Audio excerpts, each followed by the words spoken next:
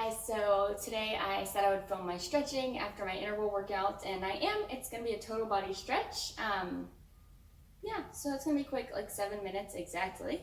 And here we go. I'm just going to take you through. So it's about 30 seconds of each stretch, and then we move on. So we're first going to start. I'll show you the first one. We're going to do a hip flexor side stretch, so we're just going to be in this position.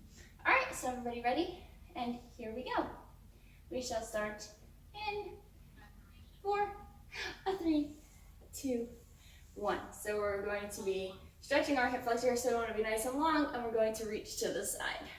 So you still want to be hips square, staying long, but you're just having a slight reach to the side, and you should really feel it in that hip of the leg that is back. So it's a very nice stretch.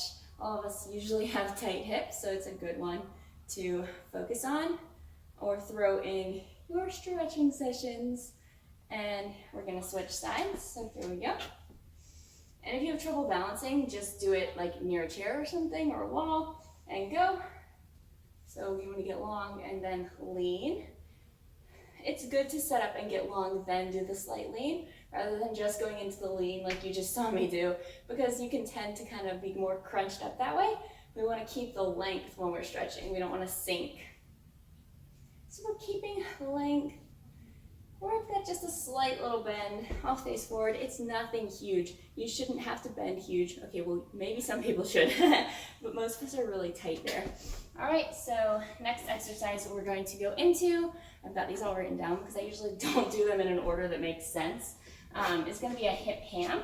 So this goes forward, same position, and we're going to stretch the hamstring and get into that hip again.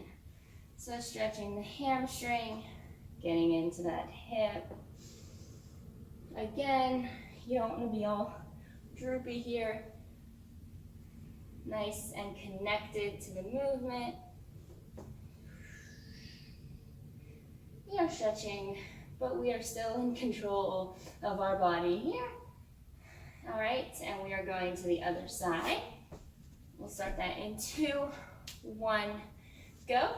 So hamstring, quad, or oh gosh, I'm still messing stuff up. Today has been quite the call things wrong names, say things that I'm like, how did that come out of my mouth? So here we go. Hip, hamstring, hip, hamstring. And if you have trouble reaching the floor, you can get, like a chair or something and touch there instead of the floor. All right, we're staying in the same position and we are doing a quad stretch here. So we're reaching up with the quad stretch right here. Again, if you have trouble with the balance in this position, just make sure you reach up nice and long, and then you can reach out and tap something for balance. Not a big deal. It's really not. So if you need the balance, just have the balance, but you should feel this nice in your quad. If this is challenging for you, just stand up and do a traditional quad stretch. The point is really just the quad there, but this one also kind of gets your hip and is a good way to create length. But if you're standing and you want to reach and create length that way as well, works perfectly. So I also like things that challenge balance within the stretching sometimes, because we don't always do a lot of balance stuff, and it's just nice to throw it in. So next we're going to be threading the needle. So we're going to lay on our backs in 3, 2, 1. Here we go. So we're going to get on our back, and we're just going to cross one leg over the other and pull it in. So if you want to see that from this side, we're just right here, and you're just pulling in. So you want your foot flexed, and you're just pulling in enough to feel the stretch. So just pulling that leg in, you should feel it in your glutes of the bent up leg, the leg that's bent up. Yeah, right in your glute, a little bit in your hip there. If you're really tight, you may also feel it other places. All right, so we're gonna switch sides. Then we're gonna go back to all fours after this. So as soon as we finish this one, we're gonna flip over on all fours, and we're gonna do a little arch and round. one of my favorites. It just feels good. The spine, the back, all that stuff that gets really tight a lot of times. All right, here we go. And we are flipping around. So we're gonna flip over and we are going to arch and round. So we're gonna start down, arch, pull our hands in and around. Right here. Feels so wonderful. I'm also super tight in my back all the time.